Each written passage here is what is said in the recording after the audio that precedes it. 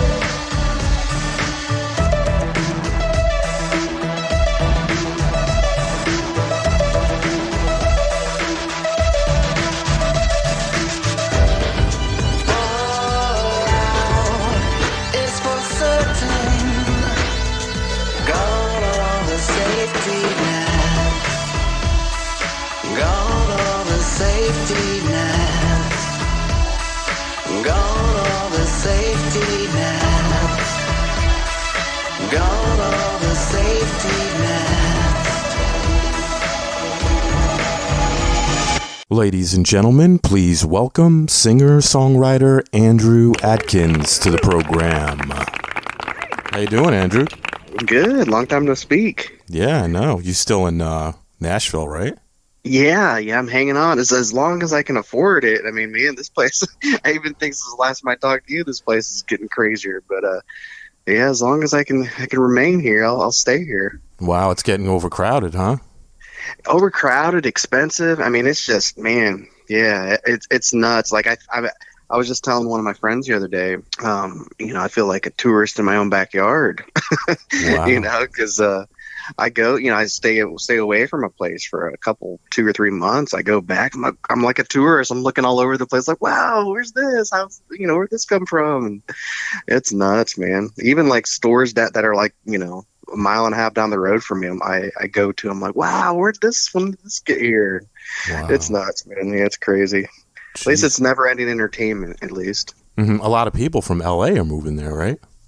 Yeah, and I've met a lot of people from Australia too for some reason, which is weird. Really? It's like LA, Australia. Yeah, it's just. I mean, I guess it's always been sort of a hotbed for everybody, But yeah, it seems like it's pulling a lot of LA though, which is crazy, because everybody in Nashville's complaining about how crowded and congested and expensive it's getting, but LA, obviously, it's been happening for years. So I think that people are coming here because it's a lot more, piped down than it is in Los Angeles. So it's kind of like, I guess we probably should shut up and, take it for what it's worth and enjoy it, because everybody in LA is coming here because it's getting even crazier there. So. Yeah, well, even where I live, right? I live in South Carolina, Myrtle Beach area. So many people have moved here. Oh, yeah? Between like 2020 and up till now. Yeah, I mean, even the houses, the prices have gone way up, because they know they can get it. These people are selling their houses like from, like up north or in California, and they're moving to South Carolina. And, when they sell their house in New Jersey or California, they're probably getting close to $1 million. And then, oh, yeah. They come down here, they buy a home for $300,000. Wow. Yeah, so they've been jacking the prices up. I just, I sold my townhouse in August because I needed a bigger place, and I'm having a new house built. It's actually going to be done in a couple more weeks. But nice. But I moved down here 4 years ago, and the money that I'm paying for the new house, it would have been a lot less, 3 or 4 years ago. So the prices have gone way up, But I mean, it's still cheaper than where I came from. I come from New Jersey, so yeah. I mean, everything's expensive there. Now, where are you originally from? I'm originally from northwestern Ohio, which is a weird area because where I came from. I'm like tuckered right in between the corner of Ohio and I was in Ohio, but I mean it was like right in the corner of Michigan and Indiana. Mm-hmm. So I'm like, I don't know, like 2.5 hours from Detroit and about 3 hours from Canada. So it's different, and it's still I haven't been there lately, but I mean, from what I understand, it's still relatively the same, as it was when I left. But it's just different, and because like you said, everywhere I know, like I have friends that are in Austin mm-hmm. that are going through the same thing that probably you're going through there, and we're going through in Nashville, and of course California is just crazy, and I think anywhere in the Pacific Northwest is the same. Mm-hmm. But I think where I originally grew up and came from, that's one of the untouched areas, where it's still kind of, there's certain places, I suppose, in the States right now that are still sort of, there's certain kind of sleepy towns that kind of remain the same. I'm sure at some point the infrastructure will give in and it'll hit there too. Because it just seems like, no place is sacred anymore. Once they get through with Nashville and your area, right, they're going to go for the places like that. I know, right? Florida too, right? Florida's been picking up a lot of real estate too. A lot of people moving down there as well. Yeah, and I heard the same thing with Atlanta, because like a lot of the film industry is going to Atlanta. Like all those the Marvel movies and things, they're all being made for some reason in Georgia now, and probably because it's cheaper. Maybe the taxes are cheaper. Yeah, I guess yes. I was going to say I think the taxes are a lot cheaper filming films in there, and because of the success of the Marvel films, like a lot of television shows and network television shows are starting to be made there, and then a lot of the LA companies are moving production to Atlanta. So yeah, it's weird, man. It's very weird. Well, the last time we spoke on the air was October of 2020. Since then, you've released an album titled Rattlesnake Motions. Can you talk about that a little bit?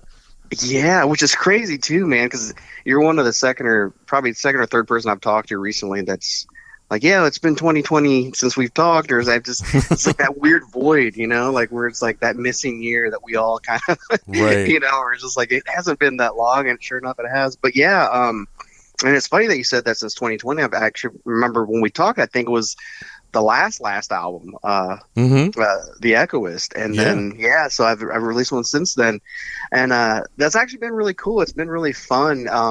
Rattlesnake Motions for me is kind of like a return to that sort of I don't know. I always liken it to being like one of those things. It's like kind of, I don't know if it's because of 2020 everything that's happened since then, but I feel like for me anyway, and I know for a lot of my peers and friends, it feels like artistically, I don't know if it's just because everybody's been stuck in their home, for the time since I've talked to you last, but everybody's kind of going back to where it started as far as roots and music and things like that goes. Right. And I feel that's what it was with me, Rattlesnake Motion. It was kind of like the first time I'd sat down and wrote a record, and I didn't have any preconceived notions of like, I'm making this for the film industry. I'm making this to try to get airplay or whatever, Not that I necessarily sat down and said that previously, but it just seemed like there was a lot less stress for some reason, and at least even if there was, I just didn't pay attention to it. And I felt like this is the first record I've made in years where I just made a record to make a record, not making a record to try to fit in, or, right?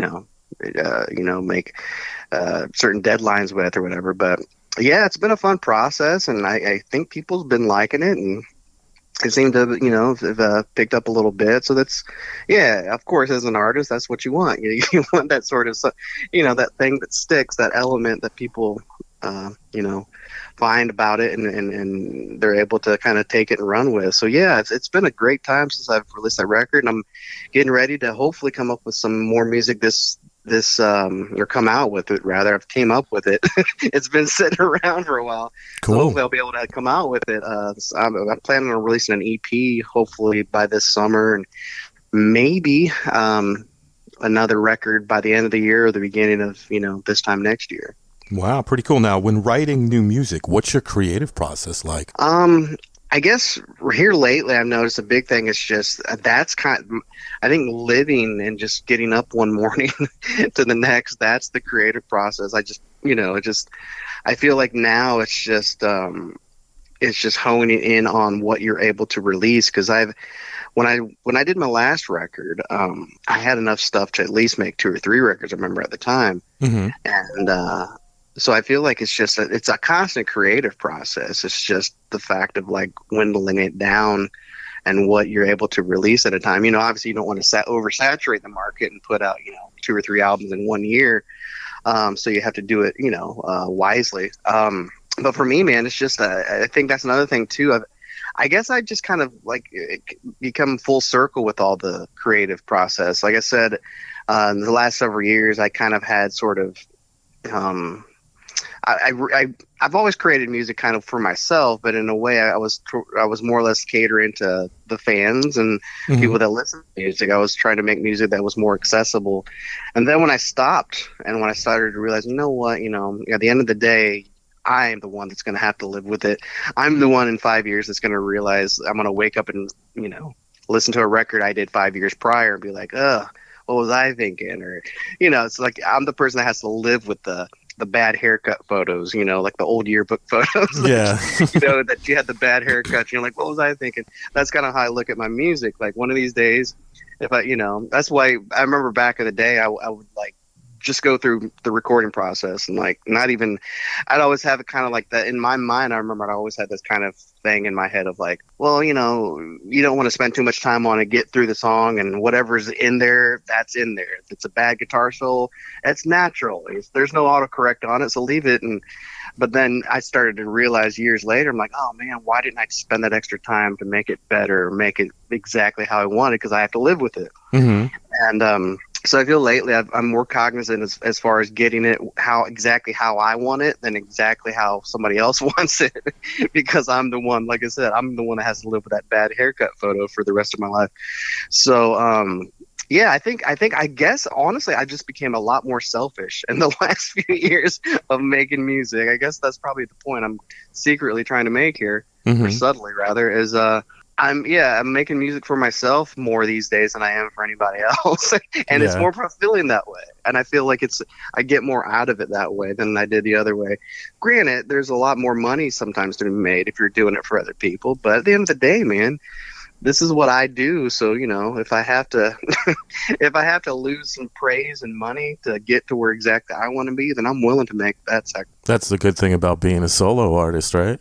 Oh, yeah, that too. You don't have a handful of other bandmates in the room that you have to please. It's all about, right. Not that that's an ego thing or anything. That's definitely not part of it for me, because it's always fun to have other creative guys to bounce your stuff off. But it is kind of a fulfilling thing at the end of the day when you're like, yeah, this is exactly how I want it, as opposed to a producer or your bassist or whatever. Yeah, you could do what you want. You could write it the way you want to. It's almost like, living by yourself. You don't have to have to put up with other people's BS. When you have a roommate, exactly, you got to put up with their drama, So it's that's kind of how I felt going into the making of this record. It was almost like, it's like Tom Cruise in Risky Business, where he just walks around the house with in his underwear with his sunglasses on, Right. I kind of had that sort of, I guess I've always had that sort of, freedom in the creative process, but I guess it's taken me this long to realize that I've had it and kind of embrace it more. Cool. This podcast is going to feature 2 of the tracks on this release, Mysterious Engines and Broken Fangs. What's the story behind those 2? Those are actually really 2 good examples of that, of what I was talking about. Like, Both of them specifically are basically, I guess they both composite of ideas and ways I've kind of made music in the past but never released it. I guess basically is what I'm saying is like I just didn't have no preconceived notions of I'm going to sit down and write a country song, or I'm going to sit down and write a rock song. Like I just said to myself, I'm going to sit down and write a song, and however it comes out, it comes out. Whatever sound it's embraces, it embraces. So I feel like with both of those songs, I've always been a big like synth fan, and I've always loved and appreciated like synth based music all the way back from movie soundtracks to Brian Eno or whatever. Mm-hmm. And I guess I never really took the chance to embrace it on record and in my own music. And those are two big examples of big things that I've really enjoyed but never really utilized in my own production.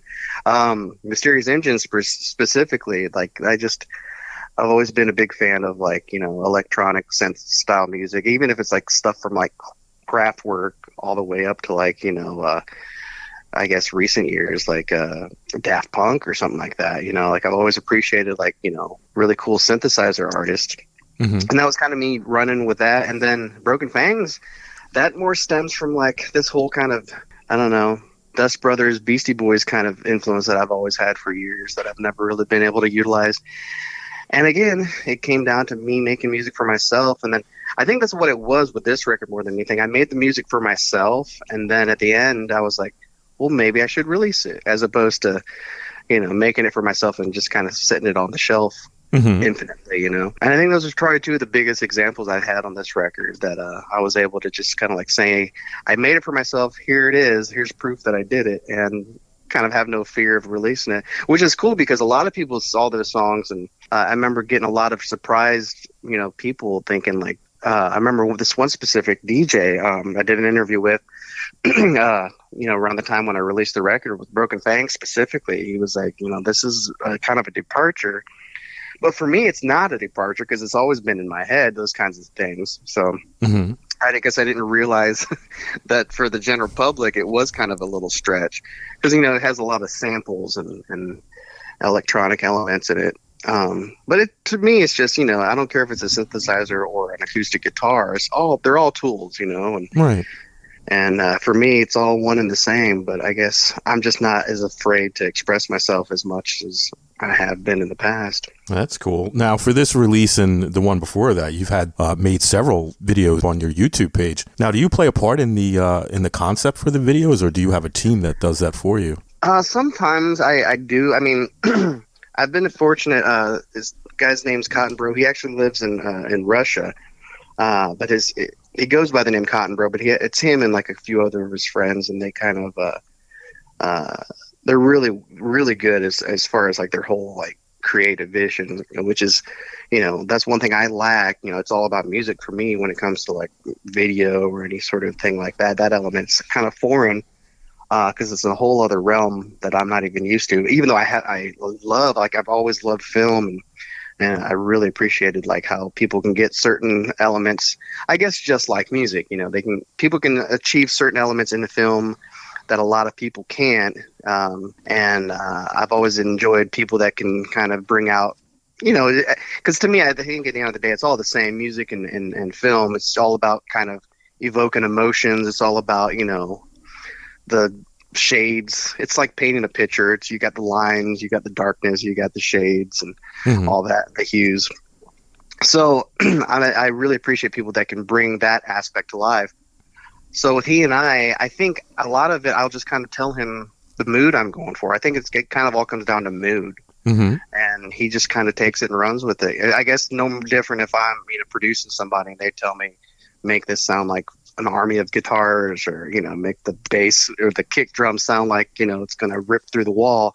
It's the same thing. You just kind of purvey the image and they kind of bring it to life.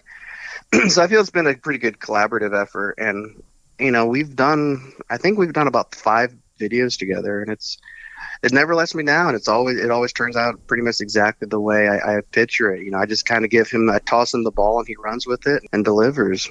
Yeah, they're great videos and songs as well. Now, thank you. Yeah, they're very cinematic. Yeah, I really like that. Yeah, it definitely brings the story out in the songs. I think they're brilliant, actually. Yeah, well, thank you. And it's like I said, it's all him really when it comes to the visual element of it.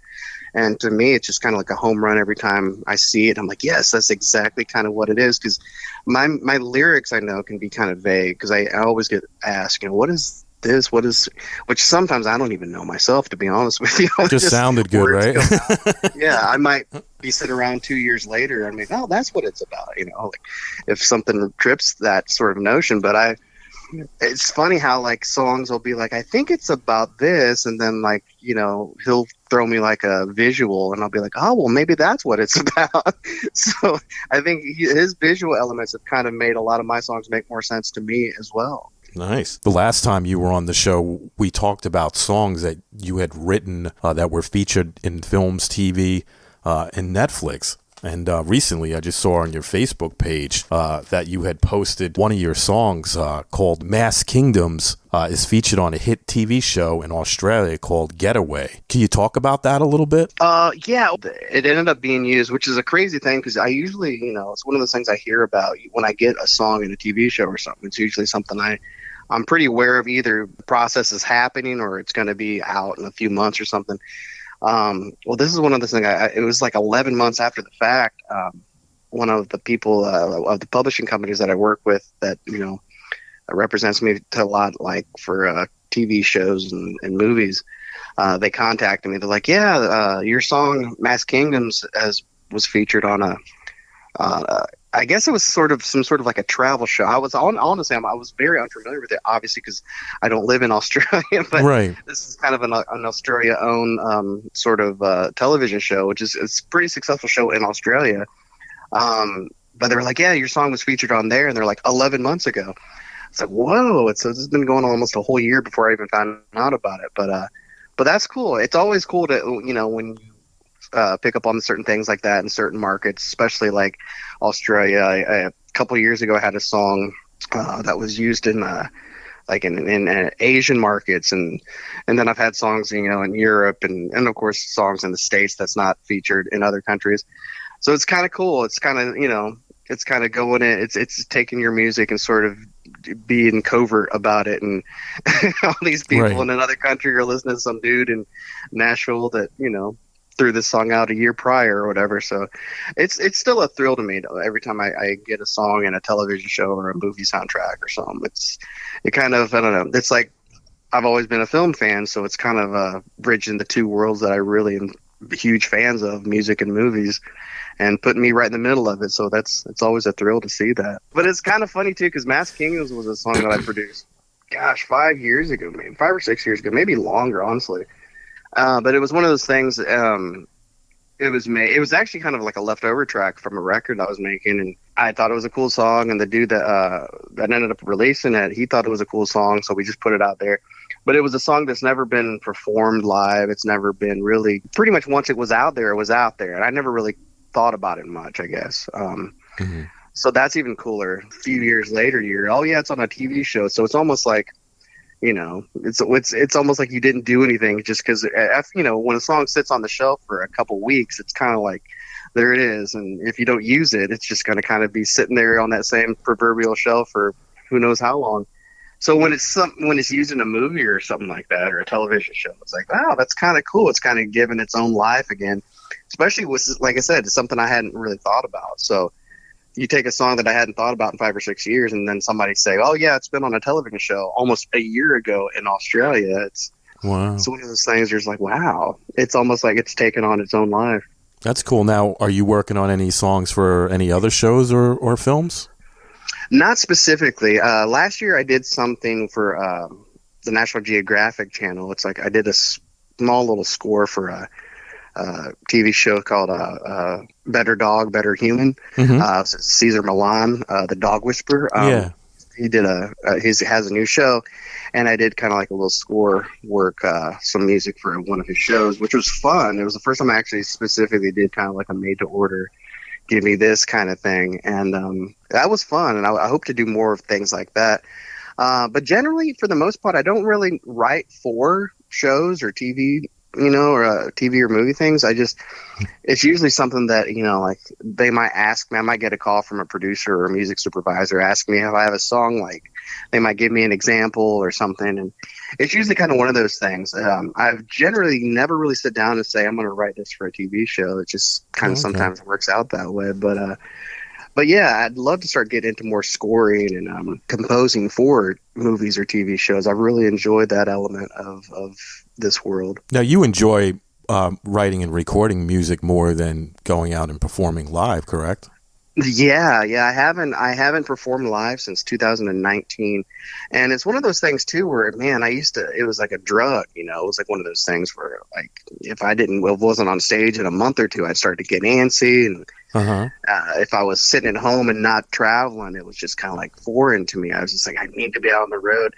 And it was that way for years and years and years. And I don't know, I think maybe it's because since the pandemic or whatever, I just got so used to sitting around and creating and then getting up and walking across the room and recording. And it was just such a thorough process for me where it's just like the idea goes from in my head and here we are listening to it now on studio monitors. And I don't know, that for me, I feel like my mind has been kind of more in tune with that sort of immediate gratification than just going out and playing shows. I don't know. It lost its element for me. Whatever it was that I really found in playing shows and traveling in the past just kind of dried up for me over recent years. And I'm sure I'll get back to it someday, though. I'm sure I will play shows. I will tour at some point, but just right now, I've just enjoyed this whole other aspect of it, and I've really embraced the whole creative thing, which may be reflective on a lot of why my songs sound slightly different than what they used to. Why I'm not afraid to throw some synthesizers or sampling in, just because I'm really embracing the whole creative thing. Not just focusing on guitars and bass and drums. Right. So I feel like me sitting at home and not touring has enabled me to sort of dig deeper, I feel, creatively. So someday maybe I'll have a good balance of all of that. It's just not right now. I'll probably refrain from the stage for a good bit longer, I would assume. Cool. Now, I also read something else pretty interesting. Your name is listed in the this year's Grammy program. Is that correct? Yeah, that's cool. That's really cool how that came up. And honestly, it's not as big. It probably sounds a lot cooler than what it actually is. It's actually just me being part of affiliated with other people, and they're just kind of getting a shout out on the Grammy program that everybody. It's just one of those things. When you go to the Grammys, you get like this gift basket of like, all these little treats and candies and food and refreshments, and then you get it's almost like you get your own little Easter basket to take home with you. And the cool thing about this element is this book that I'm featured in, or my name's in, it's going to be given away with their gift baskets to everybody that attends the Grammys. But yeah, it's just my name is featured in this book. It's honestly, like I said, it's not that big of a deal, because when I was telling people about it at first, people were like, "Oh man, he's getting a Grammy." He's like I said, it sounds a lot cooler than what the actual thing is. I just have my name in a book. That's literally all it is. I'm not getting any sort of true accolades or any sort of anything bigger than what it is. So, but it is cool. It's still a cool thing to have everybody that goes home from Grammys a book that has my name in it. That's something I don't get to say every day. What's the book about? It's just a program that kind of, details all the performers and, all the guests and stuff like that there. So, yeah, it's basically, I'm a fly on the wall. It's just in print, so, but it's, like I said, it's still a cool opportunity to have. Have you ever been to a Grammy show before? No, and I don't think and I even had people ask me that just with this little thing happening, because, obviously the invitation was extended, but it wasn't as like, hey, if you want to be to the Grammys, we'll fly you out. It wasn't even that fancy at all. It was like, hey, you want to come to the Grammys? Here's some tickets if you want to buy them. Like I had it extended to me, but not as cool as what it probably seems like it would be. But I think even if I was nominated or even on the ballots myself, I don't even think I would go. I think Grammys, like I said, I don't even go to like local award shows, let alone something like the Grammys. I think my anxiety is too high for something like that. But no, I've never been, and I've just never been a big connoisseur of award shows and galas and stuff like that. Yeah. Like I said, it was tough enough for me to get out and go do a show. I can't imagine me attending, big events like that. Yeah, I'm kind of like you. I prefer to be home most of the time. I don't really like going out large crowds and stuff like that anymore. Yeah, even to go into bars these days, it's kind of, it's just like, I don't know if it's an age thing, but I'm really secure and just kind of doing my own thing these days, and not being a part of the crowd, so to speak. And I don't mean that to be like, antagonistic or, one of those guys that like, don't like anything cool or whatever. I don't know. I've become very reclusive in my recent years. Now, if it wasn't for a career in music, what profession would you have chosen? I've said this before, and I will definitely say this again. I think if I wasn't in the music business, I would be somehow affiliated, and I don't know if I would be a screenwriter or a film director, but I think definitely a close second would be films, like the film entertainment industry somehow. That's cool. Yeah, I've always just been intrigued. I've always felt this really kinship towards like being a songwriter / record producer. I've always felt such a kinship with like filmmakers. I always feel that we're almost all in the same playing field as far as that goes, just different mediums. What is it about music that makes you feel passionate? I think just the pure expression of it, the freedom that you get to express and that you're able to get all your feelings out. I guess it's the similar thing of what it would be like if you were a painter, just to slap paint on a canvas, and create kind of your own narrative, your own world, your own thought, and just have people interpret it of what you draw or paint. I think that's what's always been appealing to me about music is you don't have to be direct. You don't have to say, this is exactly what I'm going through. You could just say, this is what I'm going through, but you kind of make your own interpretation of it. And, if you can find something in it that you can relate to, then great. It doesn't need to be, I think once the music is released, it doesn't need to be about the artist anymore. Mm-hmm. You use it and you're able to utilize the expression of it, and it helps you. But once it's out in the universe, like somebody can find an element in it that'd be like, oh, well, that's what I feel. It don't even necessarily need to be. I remember, and I'm not going to say which song because I don't want to ruin it for anybody, but there's a song that I have right now that I remember getting, I got a message from somebody once, and they're like, man, this song really helped me because I was going through a breakup, and it really helped me feel like I wasn't so alone. And honestly, the song was about losing a pet. Wow. For me when I wrote it, you know what I mean? And I was like, well, I didn't have the heart to say, well, that's not about that actually, but it, I'm just saying, they took something from it that really wasn't necessarily meant, but they made it work for them. Then awesome. That's kind of the part of this whole thing that I really love is like you can talk about, you left your car and you left your keys in your car and you had to sit out in the rain and wait for the locksmith to show up. You could write it and it sounds like you're sitting out your love of your life's house in the rain begging for forgiveness. And if they take that from it, then great. I got to express how it was a bummer that I had to wait for the locksmith to show up and I got wet, or whatever. So so I think that's what I love about the element is you don't necessarily have to be 100% direct with everybody all the time. They can kind of, like I said, just like a painter, you can create a cityscape or a country setting and somebody's going to take some sort of isolation feeling or some sort of a feeling of loneliness and embrace that. So yeah, I love art in general for that aspect. Good analogy with the painting, and then you got a song too, because it's like everything's open for interpretation, right?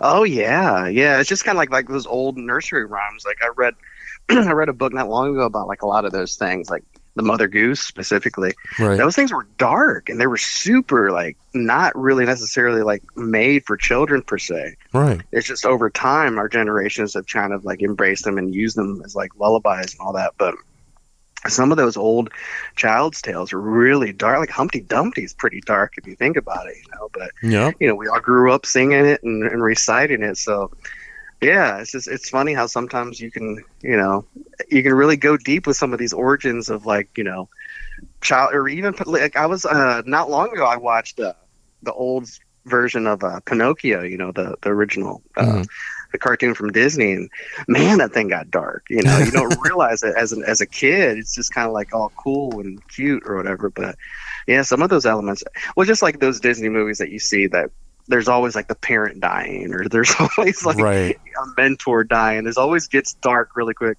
which is kind of cool in a way, because I think a lot of us grew up watching Disney movies. There's that sense of darkness that we didn't really face, Right. before Bambi's mother gets shot or whatever.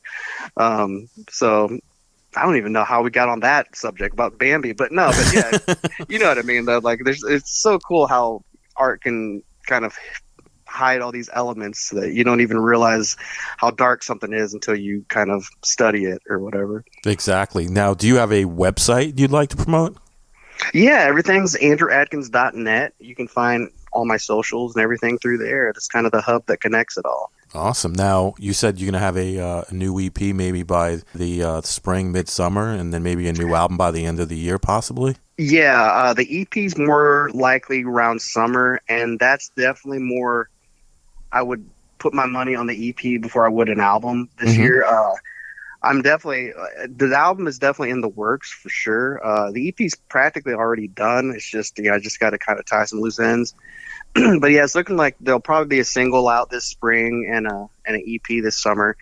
And yeah, I would love to. And if things work out, then great. I'd love to put an album up before the end of the year. But more than likely, it might be a single by the end of the year, and the album maybe first of next year. Cool. Now, is there anything you'd like to mention that we didn't talk about today? Not really. I hope everybody's doing great out there, and hope everybody's, enjoying the new year, and hope everybody has a great new year going forward, and it's good to everyone. Yeah, well, Andrew, I want to thank you so much for coming back on the show, man. It's great catching up with you.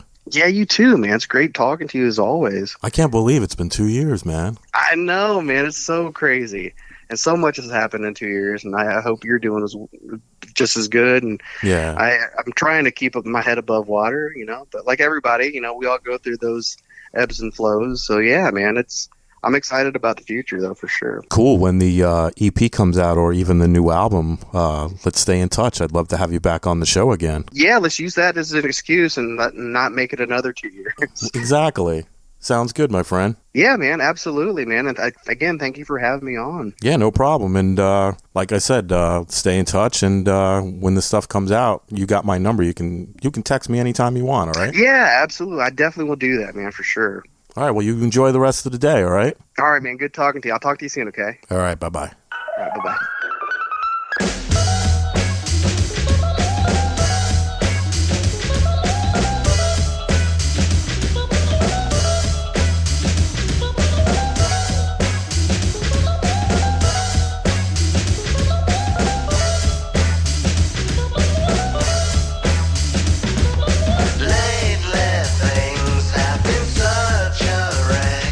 You can't cut heads with a broken neck.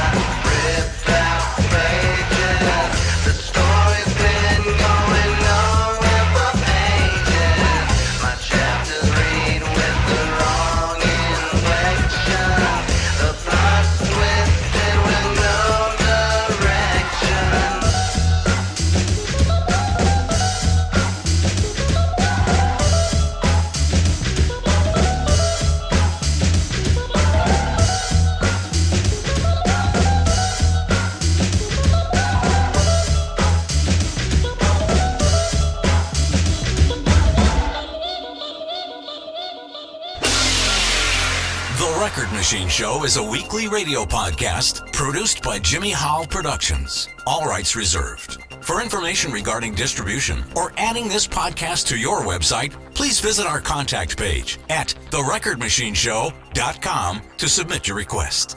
Thanks for listening. See you next time on The Record Machine Show. The Record Machine Show.